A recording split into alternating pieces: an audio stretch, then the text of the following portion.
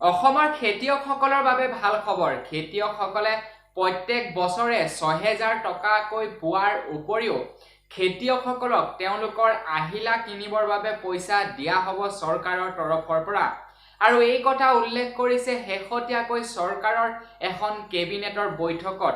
আৰু লগতে খেতিয়কসকলৰ বাবে ৩টা সুখবৰ আনিব বুলি উল্লেখ কৰিছে।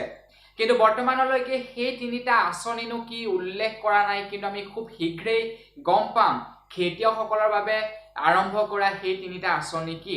গতিকে অসমৰ খেতিয়কসকলৰ বাবে কিন্তু এই বৰ্ষত বহুতো সুন্দৰ সুন্দৰ আঁচনি লৈ আহিব। তো বন্ধু বান্ধৱীসকল, আজিৰ এই ভিডিঅ'টোত আপোনালোকৰ বাবে এনেধৰণে বহুতো খবৰ আনিছো।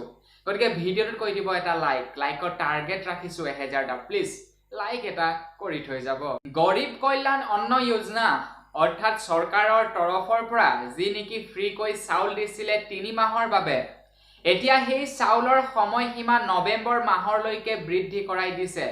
আমাৰ অসমৰ প্ৰত্যেকজন যিসকলৰ নেকি ৰেচন কাৰ্ড আছে প্ৰত্যেকজন ব্যক্তিৰ প্ৰতি 5 কেজিকৈ চাউল আৰু 1 কেজিকৈ দালি দিয়া হ'ব বুলি উল্লেখ কৰিছে চৰকাৰৰ তৰফৰ পৰা। একেবাৰে বিনামূলীয়াকৈ 5 কেজিকৈ চাউল দিব আপোনালোকে নৱেম্বৰ মাহলৈকে প্ৰত্যেক মাহে লাভ কৰিব। যদি আপোনালোকৰ ৰেচন কাৰ্ড আছে তেতিয়াহে কিন্তু লাভ কৰিব। তো আপোনালোকে কমেন্ট এটা কৰি জনাওকচোন বাৰু আপোনালোকৰ ৰেচন কাৰ্ড আছে নে নাই, মোক তলত কমেন্ট কৰি জনাবলৈ নাপাহৰিব। আৰু যদি আপোনালোকৰ ৰেচন কাৰ্ড নাই তেনেহলে কেনেকৈ ৰেচন কাৰ্ড বনাব পাৰি মই ইয়াৰ বিষয়ে এটা ভিডিঅ' আপোনালোকক সুন্দৰকৈ আগবঢ়াম। ভাৰতৰ 3টা বীমা কোম্পানীত ভাৰত চৰকাৰে 12,450 কোটি টকাৰ বিনিয়োগ কৰিছে, যাতে সেই বীমা কোম্পানীকেইটা অধিক শক্তিশালী হয়, অধিক উন্নতি কৰিব পাৰে। তাৰ ওপৰত লক্ষ্য ৰাখি 12,450 কোটি টকা বিনিয়োগ কৰিছে আমাৰ ভাৰত চৰকাৰে। তো ইয়াৰ পৰা আপোনালোকেও বহুতো লাভালাভ পাব। যিসকল লোকে নেকি ধৰি লওক বীমা কৰা থাকে তেওঁলোকৰ ইয়াৰ পৰা লাভ পাব, আৰু অন্যহাতে ইয়াৰ জৰিয়তে আপোনালোকৰ বাবে নতুন নতুন আঁচনিসমূহ তৈয়াৰ কৰি উলিয়াব। এইখিনিতে খেতিয়কসকলৰ বাবে পুনৰ এটা ভাল খবৰ।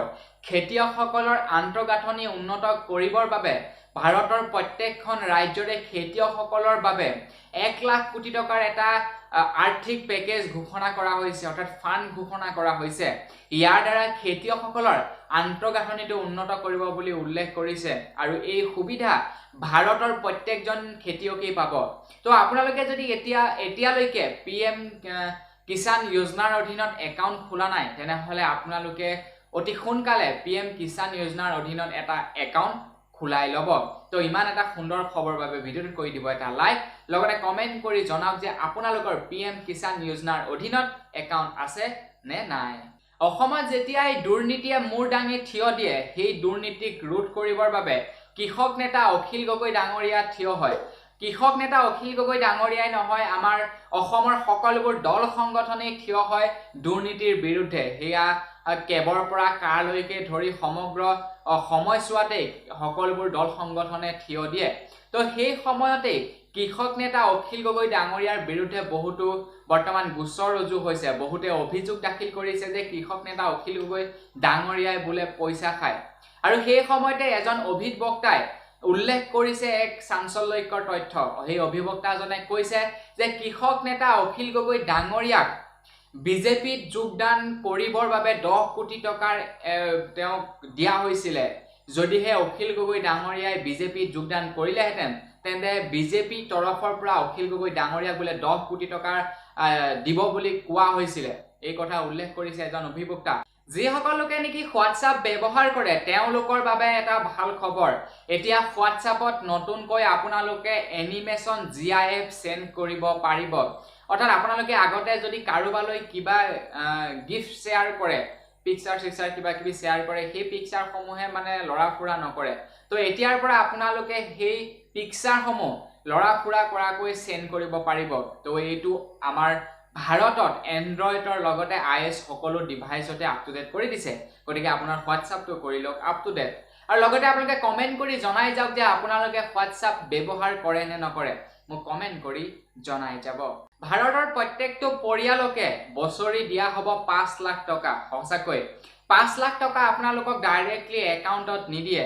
কিন্তু আপোনালোকৰ যদি বেমাৰ আজাৰ হয় তেনেহলে আপোনালোকক 5 লাখ টকাৰ এটা বীমা কৰাই দিয়া হ'ব বুলি উল্লেখ কৰিছে ভাৰতৰ প্ৰধানমন্ত্ৰী গৰাকীয়ে আৰু এই আঁচনিটোৰ নাম হৈছে আয়ুষ্মান ভাৰত বহু লোকৰ একাউণ্ট বৰ্তমান আছে আৰু বহু লোকৰ নাই যদি আপোনালোকৰ নাই তেনেহলে আয়ুষ্মান ভাৰতৰ অধীনত আপোনালোকে এটা একাউণ্ট খোলাওক আৰু তাৰ পাছত আপোনালোকে যদি আপোনালোকৰ কিবা বেমাৰ আজাৰ হয় তেনেহলে বছৰি আপোনালোকে 5 লাখ টকাৰ বীমা লাভ কৰিব আৰু অন্যহাতে আপোনালোকে ইয়াৰ সন্দৰ্ভত অধিক তথ্য জানিবৰ বিচাৰিলে স্ক্ৰিনত যেটো নেকি নম্বৰ দেখাই আছে সেই নম্বৰটোত কল কৰক ইয়াৰ সন্দৰ্ভত সকলো জানিব পাৰিব তো বন্ধু-বান্ধৱীসকল আপোনালোকে বাৰু কমেন্ট কৰি জনাওকচোন আপোনালোকৰ আয়ুষ্মান ভাৰত আঁচনিৰ সেই কাৰ্ডটো আছে নে নাই মোক তলত কমেন্ট কৰি জনাই যাব অটল পেঞ্চন যোজনাৰ আঁচনিৰ বাবে এটা ভাল খবৰ আপোনালোকৰ যদি অটল পেঞ্চন যোজনাৰ অধীনত একাউণ্ট আছে অথবা আপোনালোকৰ নাইও তেনেহলে আপোনালোকৰ বাবে ভাল খবৰ